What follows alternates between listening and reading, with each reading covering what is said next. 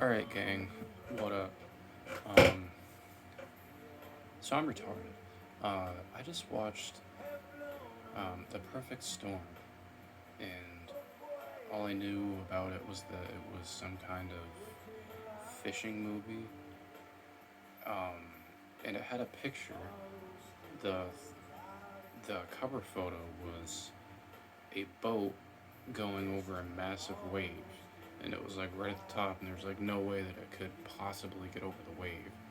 So I was like, oh, cool. It's like deceiving me. It's gonna make me think that the boat's not gonna sink. Plot twist: the boat sinks. So the whole movie, it's just like um, they come into shore and they just came back from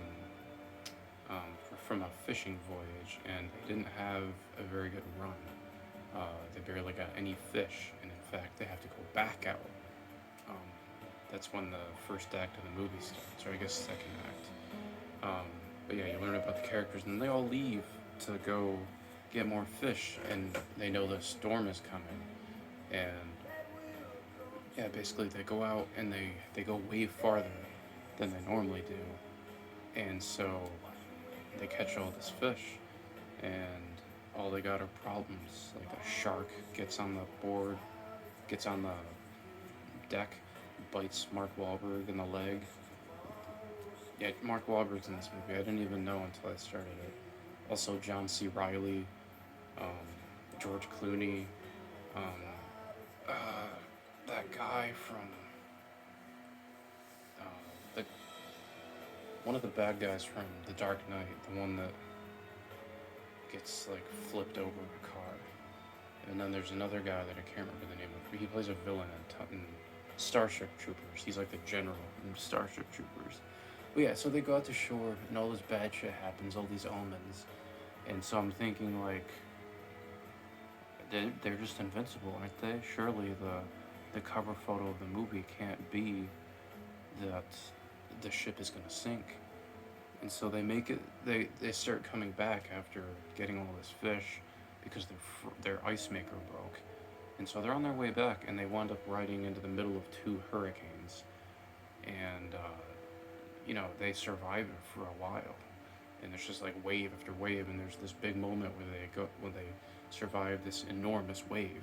And I thought that was the one from the cover photo of the movie. Um, but no, after they get past this wave, um, the music rises, and the composer for this movie was James Horner, who was awesome. He did Titanic and Braveheart and A Beautiful Mind,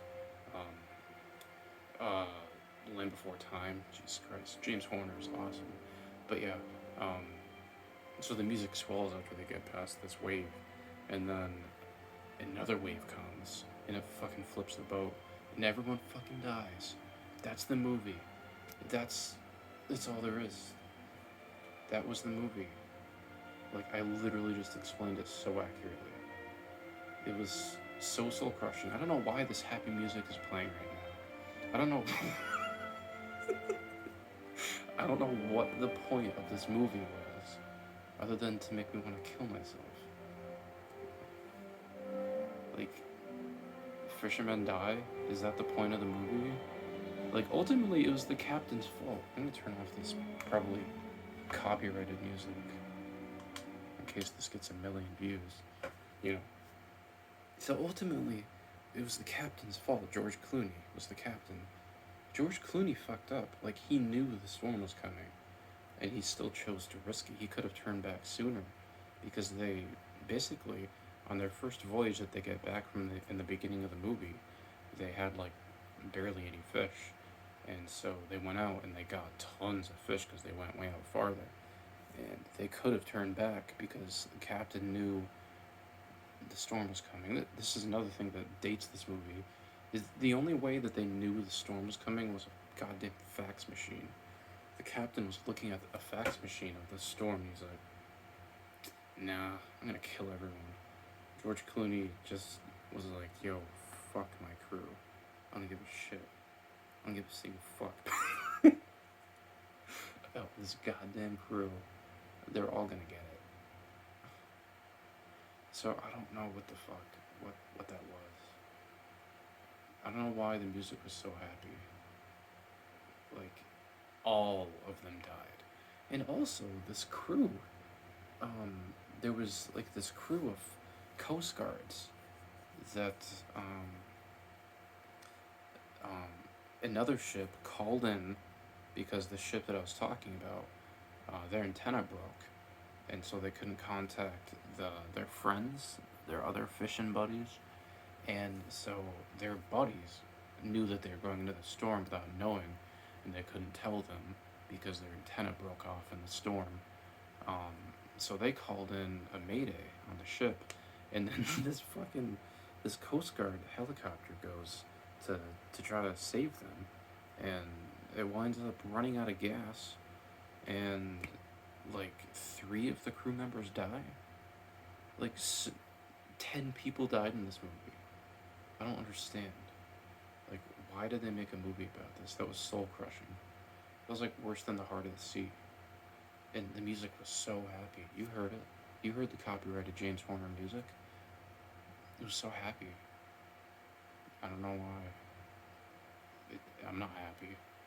I wish I didn't watch it. It was enjoyable. And then the ending happened. And for some reason, my retarded ass was like, that wave on the cover photo, that's not going to be the wave that destroys them, right? I was wrong. That was the wave. That was the wave that kills all of them. It capsizes the goddamn boat, and then Mark Wahlberg is the only one that gets out of the boat. Then it didn't show him die. But then it showed his funeral. So it assumed that he just kind of waded in the water, yeah, whatever, for God knows how long. Got tired and drowned. I don't even know. Didn't even tell us. And in his final scene, he was obviously talking to his fiance or girlfriend or whatever she was. I think that it was his girlfriend. But yeah, so he dies and he sees like a vision of his fiance. And that's the movie. And I don't understand. I still liked it though. It's just the ending. It's like, what the fuck? I don't know. I think I talked for long enough about it. So yeah, I don't know. What would I rate this though? I did enjoy it. I enjoyed it a lot until the ending, like I just said. So, just purely for nostalgia, it was based in the 90s, so I really enjoyed certain aspects of it, just the way people talk, and the clothes, and the cars, and the music. Like, there's this scene on the boat where these two guys that don't like each other get in a fight, and there's an Alice in Chains song playing. I think it was Man in the Box. Yeah, I think it was Man in the Box. Yeah, they get in a fight, and then one of them winds up getting dragged overboard, and the guy that hated the other guy was the first to dive in to save him, so that was kind of cool. But yeah. So what would I rate it? I'm right around an 8, probably 7.5 out of 10.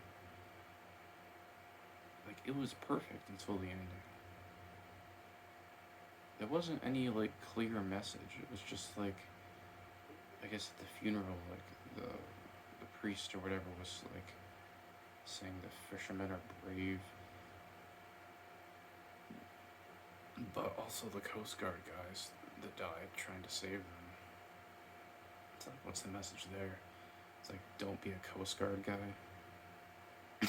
Because you'll die trying to save a sociopathic captain that just had tuna on the brain. I don't know. So yeah, I give it a 7.5 out of 10. Would I recommend it?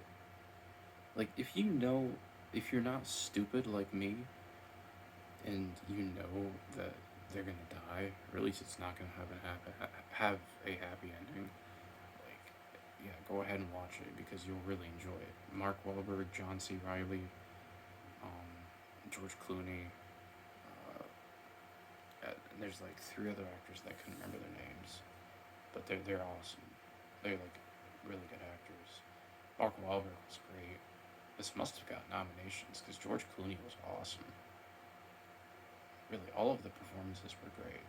John C. Riley was really stand out in this. Um, so yeah, I would recommend it. But like, don't think that the cover photo of the fucking boat sinking means that the boat isn't gonna sink. Because I just hope. I was hoping. I was like, surely the boat's not gonna sink. And it did. The boat sank. So did my dreams. And so did this video. Thank you for watching.